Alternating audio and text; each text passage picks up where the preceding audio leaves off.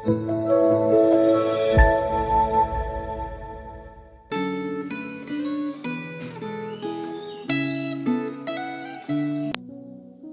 Bapak Ibu Saudara-saudara yang dikasihi oleh Tuhan. Kita bertemu kembali dalam renungan Gema pada hari ini. Bagaimana kabar Bapak Ibu Saudara-saudara sekalian? Saya terus berdoa kita adalah orang-orang yang selalu haus dan merindukan akan firman Tuhan. Dan kita adalah orang-orang yang semakin berakar dengan kuat, kita semakin bertumbuh, dan kita adalah orang-orang yang semakin menghasilkan buah bagi kemuliaan nama Tuhan. Mari saya mengajak kita berdoa terlebih dahulu sebelum kita membaca dan merenungkan firman Tuhan. Mari kita berdoa. Bapa di dalam surga, kami bersyukur kepadamu pada hari ini Tuhan boleh memberikan kepada kami satu kesempatan untuk membaca dan merenungkan firman Tuhan. Kami rindu ya Tuhan dan selalu menanti-nantikan akan firman-Mu. Biarlah firman yang akan kami baca dan kami renungkan ini sungguh-sungguh boleh membawa kami semakin berdekat dengan Tuhan, semakin kami memahami apa yang menjadi maksud Tuhan di dalam kehidupan kami. Terima kasih Tuhan, berfirmanlah kepada kami siap untuk mendengarkan firman-Mu. Di dalam nama Tuhan Yesus, kami berdoa dan kami mengucap syukur. Amin. Bapak Ibu Saudara-saudara yang dikasihi oleh Tuhan, hari ini kita akan memasuki Bilangan pasal yang ke-32. Kita tidak akan membaca semua ayat di dalam pasal 32 ini, tetapi kita akan membaca di dalam ayatnya yang pertama sampai ayatnya yang ke-7. Demikian firman Tuhan. Bilangan 32. Adapun Bani Ruben dan Bani Gad ternaknya banyak, bahkan sangat banyak sekali. Ketika mereka melihat tanah Yaezer dan tanah Gilead, tampaklah tempat itu tempat yang baik untuk peternakan. Lalu datanglah Bani Gad dan Bani Ruben dan berkata kepada Musa, Imam Eleazar dan para pemimpin umat itu, Atarot, Dibon, Yaezer, Nimra, Hesibon, Eleale, Sebam, Nebo, dan Beon, negeri yang telah dikalahkan oleh Tuhan untuk umat Israel, itulah suatu negeri yang baik untuk peternakan dan hamba-hambamu ini memang ada ternaknya. Lagi kata mereka, jika kami mendapat kasih-Mu, biarlah negeri ini diberikan kepada hamba-hamba ini sebagai milik. Janganlah kami harus pindah ke seberang sungai Yordan. Jawab Musa kepada Bani Gad dan Bani Ruben itu, masakan saudara-saudaramu pergi berperang dan kamu tinggal di sini?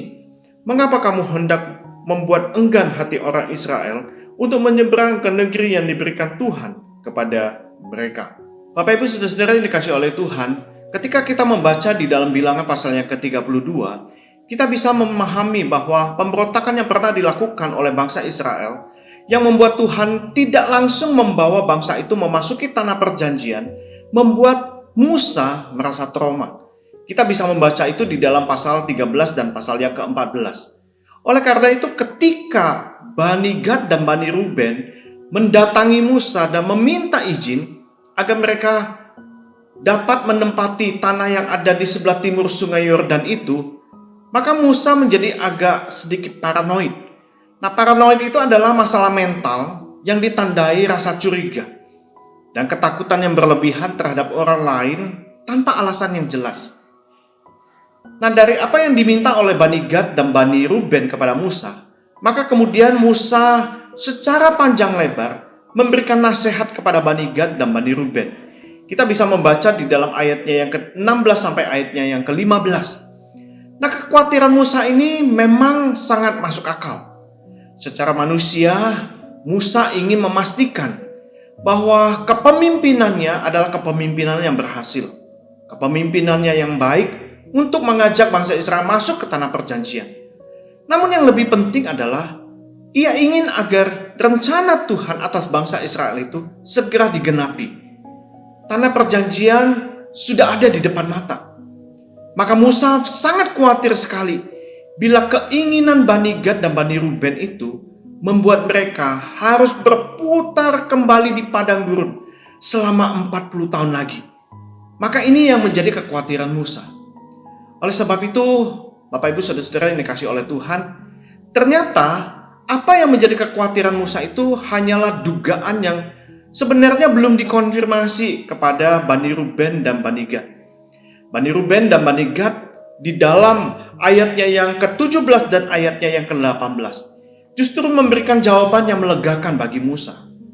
Mereka mengatakan begini, tetapi kami sendiri akan mempersenjatai diri dan dengan bersegera kami akan berjalan di depan orang Israel sampai kami membawa mereka ke tempatnya. Sementara itu anak-anak kami akan tinggal dalam kota-kota yang berkubu oleh karena penduduk negeri ini. Ayat 18, kami tidak akan pulang ke rumah kami sampai setiap orang Israel memperoleh milik pusakanya. Nah, dari pernyataan Bani Gad dan Bani Ruben ini, justru ini mementahkan semua kekhawatiran Musa. Nah, di dalam bagian ini kita dapat merenungkan 3 hal. Yang pertama, Musa meskipun pernah mengalami peristiwa masa lalu yang sangat traumatis, seharusnya Musa bisa menyikapi permintaan Bani Gad dan Bani Ruben itu secara netral, secara wajar. Apalagi Musa yang notabene adalah pemimpin yang setiap tindak tanduknya atau setiap sikap dan tingkah lakunya dan bahkan setiap keputusannya selalu diperhatikan oleh bangsa Israel. Dan yang kedua, kita dapat merenungkan bagian ini, sekalipun pengalaman itu penting dan sangat berharga, tidak berarti bahwa setiap peristiwa masa lalu itu harus disikapi dengan negatif. Pengalaman traumatis yang dialami oleh Musa membentuk sikap hatinya itu sangat berhati-hati. Maka pengalaman positif akan cenderung membentuk sikap hati yang akan lebih santai. Reaksi-reaksi itu memang baik. Tetapi alangkah baiknya jika setiap pengalaman yang kita hadapi, yang kita alami, tidak selalu menjadi satu patokan. Sehingga ketika kita menyikapi suatu masalah, kita tidak perlu merasa kekhawatiran yang berlebihan. Karena kita memiliki Tuhan. Kita memiliki Tuhan yang besar. Kita dapat bertanya kepada Tuhan, atau kita bisa mempunyai teman-teman, sahabat-sahabat yang kita bisa minta nasihat mereka. Kita bisa bertanya kepada mereka, berdiskusi kepada mereka. Dan bagian yang ketiga, kita bisa belajar bahwa pengalaman masa lalu, khususnya hal-hal yang negatif atau hal-hal yang traumatis, sebaiknya sesegera mungkin kita bereskan. Kita perlu membereskan masalah-masalah pengalaman traumatis kita di masa yang lalu. Memang pengalaman-pengalaman traumatis di masa lalu adalah satu pengalaman yang sangat tidak mengenakan bagi kita. Tetapi kita perlu belajar bahwa kita perlu bersandar kepada Tuhan. Kita punya Tuhan yang besar. Kita punya Allah yang sanggup menolong kita, yang sanggup memelihara kita. Pertanyaannya adalah bagi kita pada hari ini adalah, bagaimana pengalaman-pengalaman hidup Bapak Ibu Saudara-saudara sekalian? Apakah kita adalah orang-orang yang pernah mengalami masalah traumatis yang akhirnya membuat kita bersikap hati-hati? Itu baik. Tetapi kita perlu ingat sekali lagi, setiap pengalaman traumatis itu tidak selalu harus menjadi satu patokan dasar untuk kita bersikap. Kita punya Tuhan yang besar. Kita punya Allah yang sanggup memelihara kita. Kita boleh bertanya kepada Tuhan. Kita boleh berdoa dan meminta orang-orang sahabat-sahabat yang baik yang kita kenal, yang cinta Tuhan untuk menolong kita. Dan yang terakhir, kita boleh meminta pertolongan Roh Kudus yang boleh memampukan kita, yang membuat kita terus-menerus boleh berjalan menghadapi setiap pergumulan hidup kita. Sehingga disitulah kita semakin teguh, kita semakin yakin bahwa seluruh pengalaman buruk kita, pada waktu kita menghadapi masa yang akan datang, kita percaya Tuhan kita adalah Tuhan yang tidak pernah meninggalkan kita. Dia pasti akan menggenapi apa yang telah Dia percayakan kepada kita.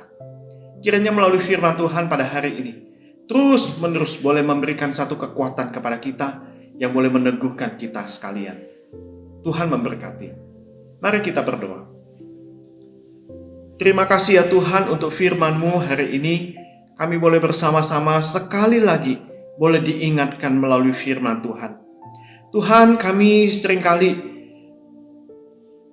khawatir karena pengalaman-pengalaman masa lalu kami yang membuat kami harus bersikap hati-hati. Memang itu adalah sesuatu yang baik Tuhan. Tetapi itu kadang-kadang seringkali membuat kami tidak mengandalkan Tuhan. Oleh sebab itu, biarlah melalui renungan firman Tuhan pada hari ini, kami boleh belajar bahwa ketika kami menghadapi berbagai macam pergumulan, biarlah kami selalu mengingat Tuhan, bersandar kepada Tuhan, dan kami selalu memohon pertolongan Tuhan. Dan Roh Kudus-Mu yang selalu memimpin kami, membimbing kami, sehingga kami terus berjalan di dalam jalan yang benar. Sehingga kami, di dalam segala kekhawatiran kami tahu ada Tuhan yang selalu beserta dengan kami. Terima kasih ya Tuhan, dengarlah seru doa kami. Dan syukur kami yang kami panjatkan hanya di dalam nama Tuhan Yesus Kristus. Kami berdoa dan kami mengucap syukur. Amin.